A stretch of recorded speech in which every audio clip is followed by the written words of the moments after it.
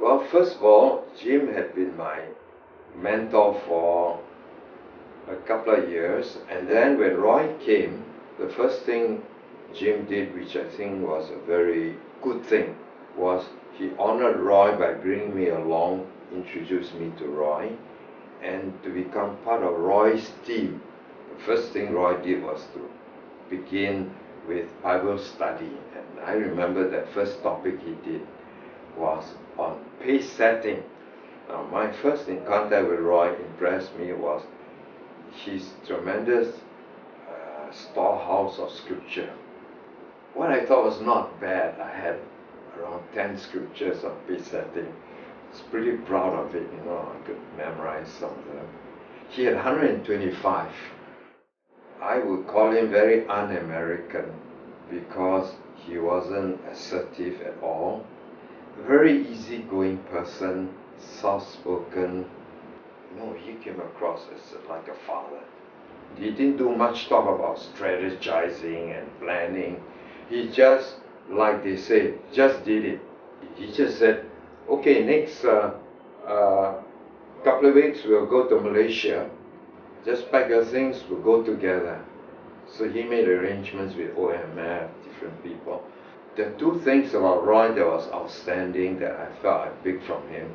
One was evangelism and pioneering the start of a ministry. I felt that pioneering exposure with Roy, although it was humble beginning, had a very important impact in terms of leadership thinking.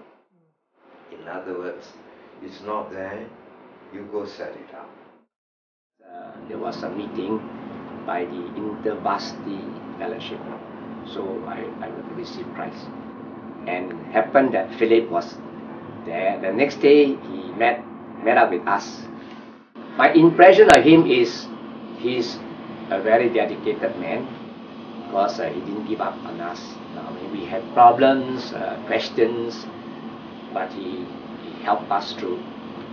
He was very consistent despite of his tight schedule. He was still a student in Polytechnic at that time, and even during exams he never missed a meeting.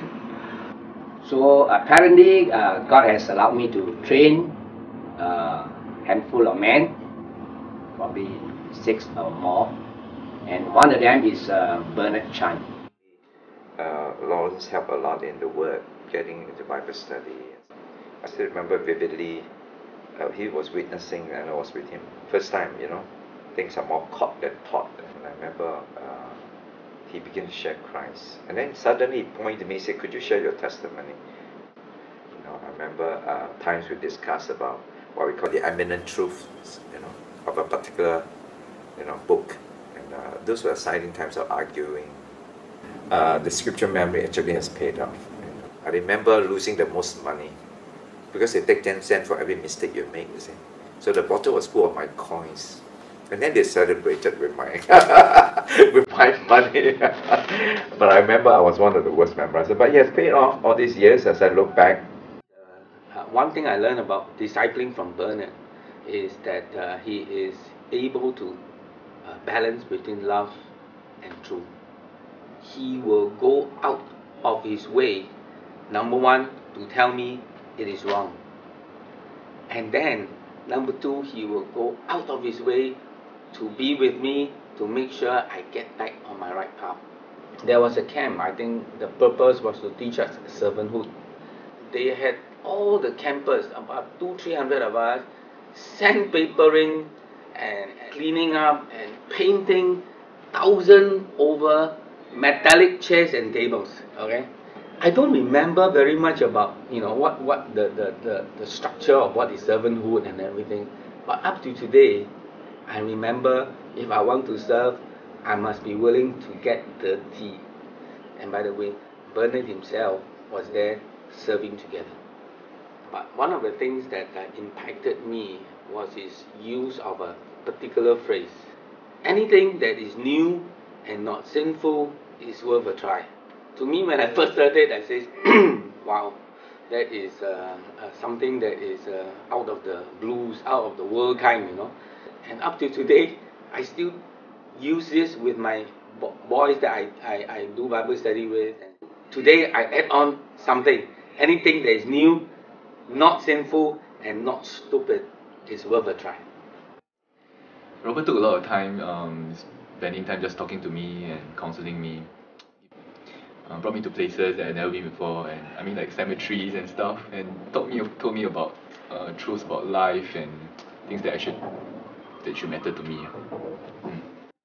Roger does not ask how is your quiet time. He asks how is your walk with God. He became a friend as well, not just a mentor. Right now I'm having a Bible study group of 3 to 4 guys. Yeah, I would love to be that Roger to someone.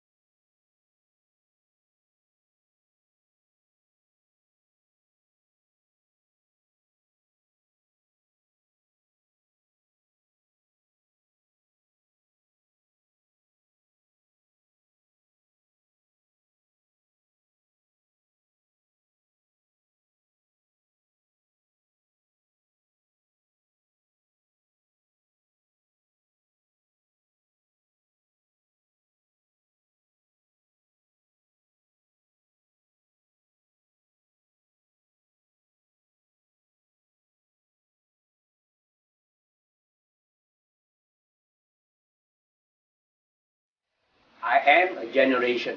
I'm a generation. I am a generation. We are a generation. I am a generation. We are a generation. I am a generation. Aku adalah satu generasi. I'm a generation impacting others for God. We are a generation impacting the next for God. For His kingdom, for His glory. Happy birthday, Singapore Navigator! This is our generation, impacting the next for God.